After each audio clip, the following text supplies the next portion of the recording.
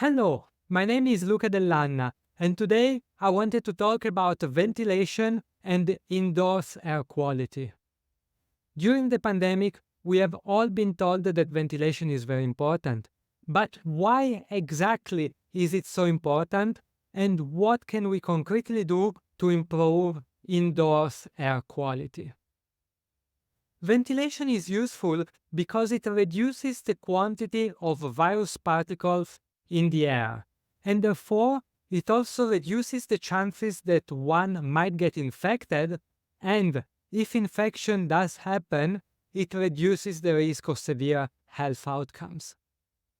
You can think about it as if your body were a country invaded by enemy soldiers, which would be the virus. How many soldiers invade influences the chances of success of the invasion and how much devastation it causes. Another reason why ventilation is so important is because it improves the effectiveness of other precautions, such as face masks and social distancing. For example, social distancing is rather useless if you sit for a long time in a poorly ventilated room a few meters away from someone infected. This is because, earlier or later, the virus exhaled by the infected person will fill the room.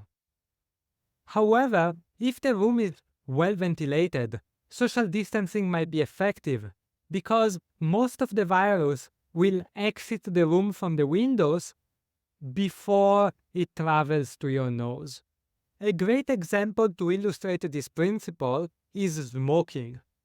If you sit in a poorly ventilated restaurant and there is a smoker sitting a few meters away from you, your clothes might smell of cigarettes, but less than the clothes of the person sitting next to the smoker.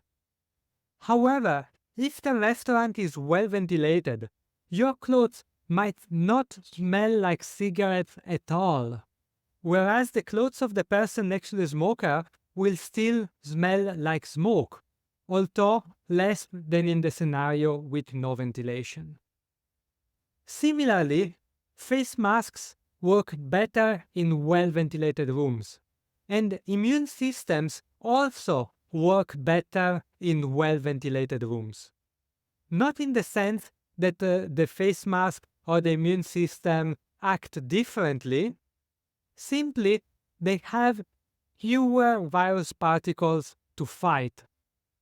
Therefore, the chances that a significant number of them slips through our defenses will be lower. So, what can we concretely do to improve indoors air quality?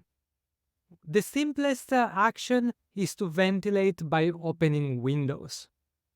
You can also use mechanical ventilation, but in this case, you should ensure that the air flowing inside the room is clean, as opposed to it coming unfiltered from another room which might contain infected people.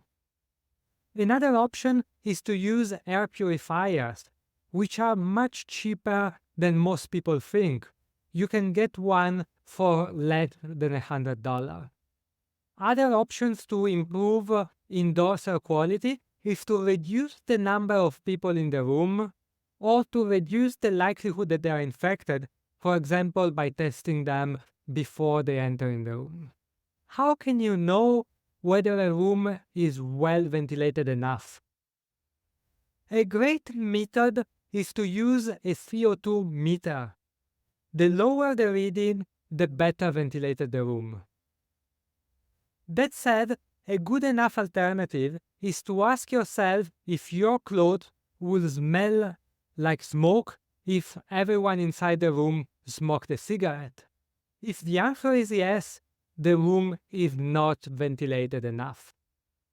This is a great way of thinking about it, because the number of people inside the room, the ventilation, and how long people spend inside the room are all relevant variables, both to the chances of your clothes smelling like smoke and for you getting infected. So, to summarize what we have seen today, ventilation is extremely important because it reduces the quantity of virus particles you inhale and because it makes other precautions more effective. You can find the information contained in this video also in written form on the website pandemic-questions.com. Also in the form of visually attractive flyers you can share with your friends and colleagues. I repeat, the website is pandemic-questions.com. Thank you very much.